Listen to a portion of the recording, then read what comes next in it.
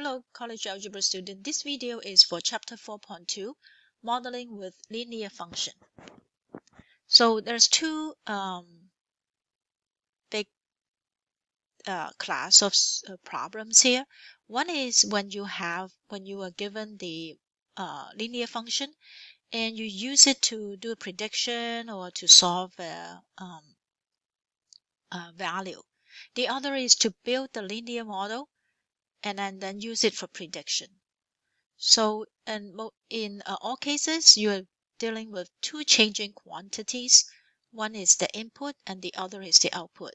The input is usually the independent variable. That means you substitute value to it and it would cause an output. And because it's linear, so there is a constant rate of change, which corresponds to the slope. So the sometimes it is given as a rate of change. Sometimes it's given as two instances of the two values, and then you find this rate by change of y over change of x. And we know that linear function in this form of f of x equal to mx plus b. So you can write it if once you find this rate, then you can write it in this form by using Ponslow form, which is y minus y1 equal to mx minus x1. So this is the method to build a linear function.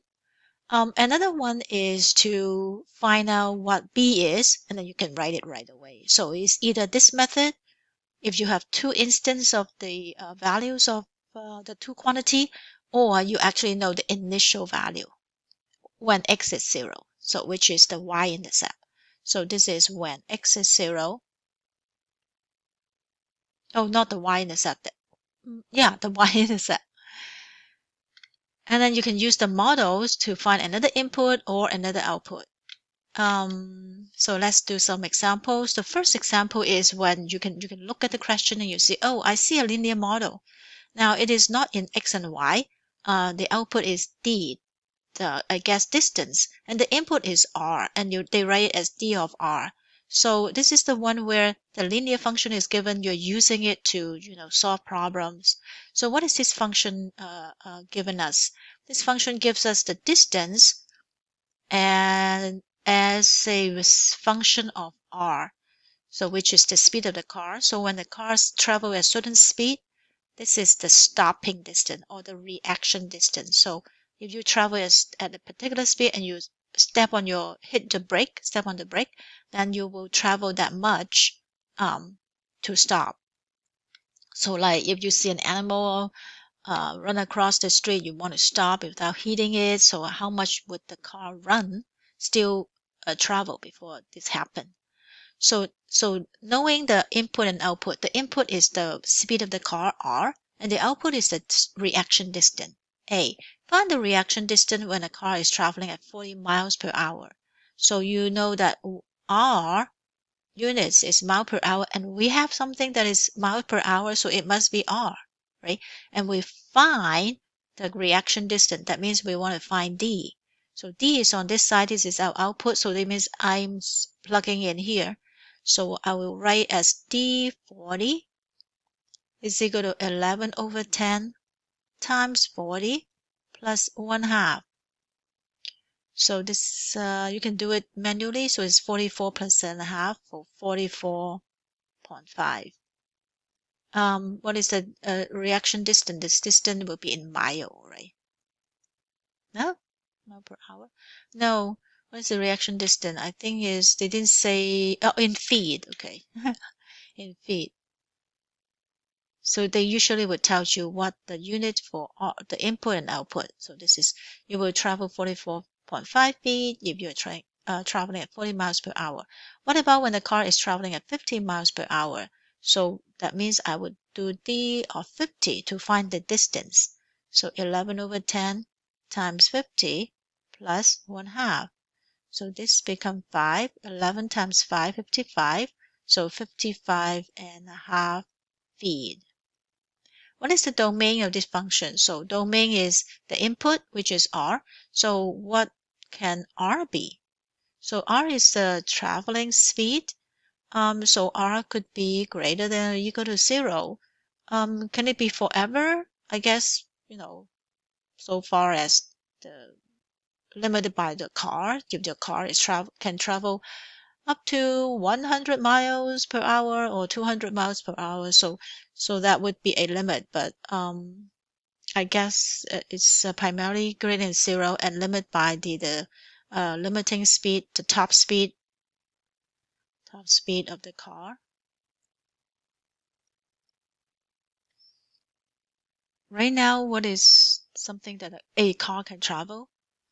I don't know. So you would say R is between 0 to, well, if it is already stops, then it cannot be, right? So I think we should not write equal. We would just be greater than R and less than the top speed. Less than or equal to the top speed. Okay, which is specific for a car. Example 2, oh, you look at this and you see, oh, I see a function, but they are written in a backward manner where the input is P and I see P here. So M is here, not the first one. Okay, mx plus B.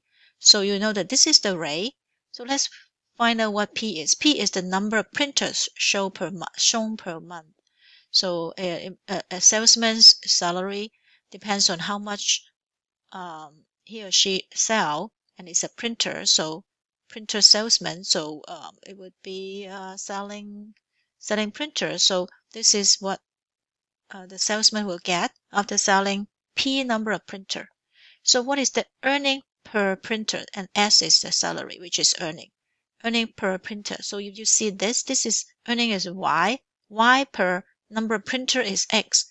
Y per X is actually the ray, right? So our ray is equivalent to the ray.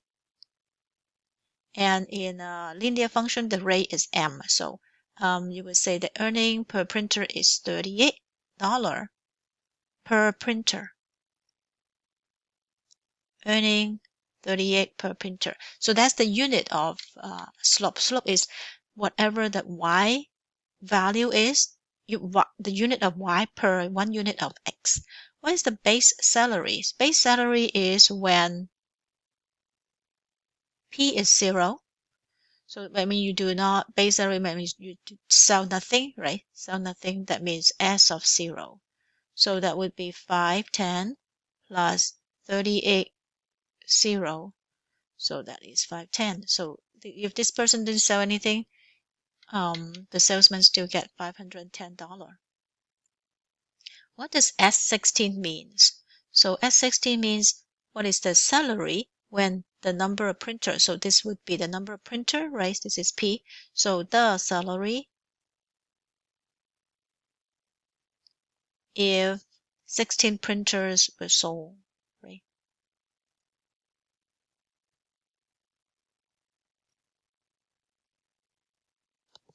So this is the input. Input is 16, and I would want to get the output. So let's actually do it. So that would be, what was the 510 plus 38 times 16. So when you look at a function, just look carefully. Where is mx and b? Sometimes they write it in reverse. So this is the main reason why we have this. 38 times 16 plus 510. 1118. So $1,118. That is the salary. How much does the salesman need to sell to earn $2,790 in a month? So this is the earning, right? Earn that much. How much? Printer, right? How many printer? So that means I want to know what P is if I know S. So S is on this side of the function. So I write 2790 equal to 510 plus 38P. P is the input that I don't know, but I know the output. That means S is 2790 and then P is question mark. How many? So solve this equation. minus 510 on this side, minus 510. So I would have 38p equal to 2790 minus 510. So this 2280 divided by 38 on both sides, divided by 38. So 60.